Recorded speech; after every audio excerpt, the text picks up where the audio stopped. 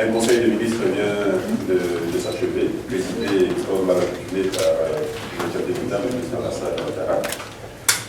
Ce conseil avait en réalité un seul point à son ordre du jour, c'est la prise de contact entre les membres du gouvernement.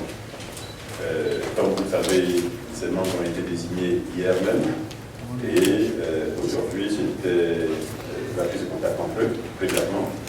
Et ce conseil a permis au Premier ministre et au chef de l'État de tracer la route, donc la feuille de route pour l'ensemble des ministres, de dire des vérités, parce que certaines ont été dites devant vous, d'autres ont été dites pendant le huis clos entre le chef de l'État, le Premier ministre et l'ensemble des ministres.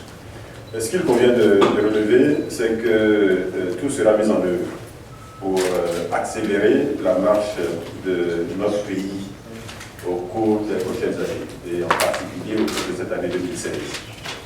Les priorités affichées, vous les connaissez, c'est premièrement le renforcement des institutions, c'est l'accélération de l'économie et faire en sorte qu'elle soit plus inclusive au niveau notamment de la redistribution de la croissance qui est créée, des fruits, la redistribution des fruits de la croissance qui est créée. Troisièmement, il convient de mentionner la transformation plus forte que cela n'a été jusqu'à maintenant des matières premières agricoles. Quatrièmement, c'est la promotion du genre et de la jeunesse. Vous avez pu en voir une illustration concrète à l'occasion de la nomination de ce premier gouvernement du deuxième mandat du président Alassane Ouattara, puisque 9 ministres sur les 36 sont des femmes, pratiquement un quart du gouvernement. Et la moyenne d'âge est relativement jeune, même si certains, nous l'avons noté, déplorent la non-entrée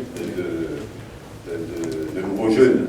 Mais il faut savoir que la jeunesse, légèrement, elle est relative. Ce qui est important, c'est surtout d'avoir des gens compétents. Donc, s'il y a des jeunes compétents, le président de la République sera le premier à les appeler autour de la table du Conseil des ministres. C'est déjà le cas pour quelques-uns d'entre eux. Et évidemment, cela va se poursuivre aussi bien au niveau des jeunes qu'au niveau des femmes. Et le cinquième point, qui n'est pas le moindre, c'est la promotion d'un Ivoirien nouveau. On ne peut pas avoir une nouvelle Côte d'Ivoire qui ambitionne d'être un pays émergent avec l'Ivoirien qui continue de penser comme avant, qui continue de fonctionner comme avant. Cet Ivoirien nouveau, c'est beaucoup de qualités. C'est un Ivoirien qui est mieux formé. C'est un Ivoirien qui est plus conscient de l'intérêt public.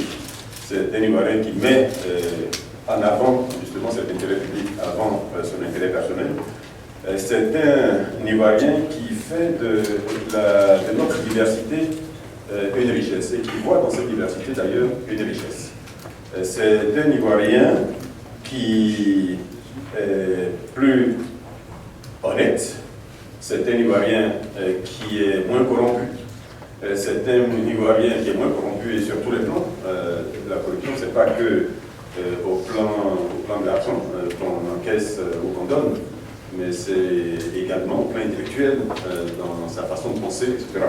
Donc c'est un Ivoirien qui, sur tous les plans, devient un modèle pour son voisinage, un modèle pour ses concitoyens. Nous aurons, j'espère, l'occasion de revenir plus longuement sur cet Ivoirien nouveau. Pendant ce conseil, le chef de l'État est revenu sur quelques points qui me paraissent importants pour faire en sorte que notre gouvernement marche mieux et soit davantage au service des Ivoiriens. C'est premièrement faire en sorte que l'action gouvernementale soit plus efficace. Pour être plus efficace, des recommandations fortes ont été faites. J'aimerais même dire que des instructions fermes ont été données à l'ensemble des ministres pour mieux collaborer, pour mieux travailler ensemble, pour créer plus de synergie dans l'action qui est menée par les différents ministères. Le chef de l'État est revenu longuement sur les critères de compétences qui ont prévalu dans la désignation des membres du gouvernement. Ce n'est pas un gouvernement au rabais, il n'est pas allé chercher des personnes pour faire plaisir uniquement aux gens, à ceux qui critiquent, à ceux qui observent et qui critiquent, mais il a appelé autour de lui des gens qui sont suffisamment compétents pour aller le plus rapidement possible au résultat qu'il souhaite pour les Ivoiriens. C'est l'un des points, je pense qu'il convenait de mentionner.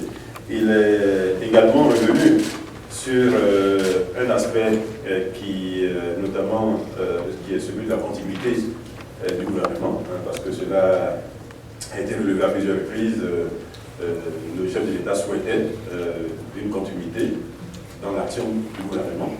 Là aussi, cela participe évidemment de l'efficacité qui est recherchée, mais j'allais dire ça tombe sous le bon sens.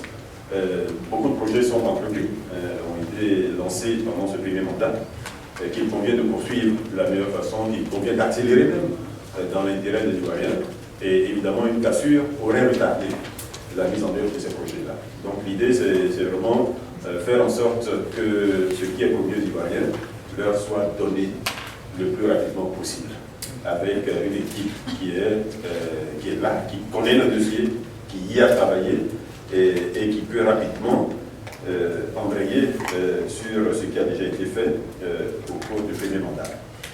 Il a également insisté sur une chose très importante, c'est la lutte contre la corruption. Et à ce niveau, il convient d'insister sur le fait que cette lutte contre la corruption va être renforcée cette année 2016, mais au cours des prochaines années jusqu'en 2020. Le chef de l'État a décidé d'en faire une priorité. Et ce n'est pas seulement au niveau ministériel, mais également à tous les niveaux de la gestion publique. Du planton au ministre, dans les ministères, dans les cabinets ministériels, et partout où une personne est au service de la communauté et est rétribuée, par exemple, par des ressources publiques. Il s'agit de faire en sorte que la corruption disparaisse complètement de l'environnement économique ivoirien, faire en sorte que cet Ivoirien nouveau, justement, que nous souhaitons tous, dont nous parlons tous les jours, que cet Ivoirien nouveau efface ce terme corruption de son vocabulaire et de son fonctionnement au quotidien.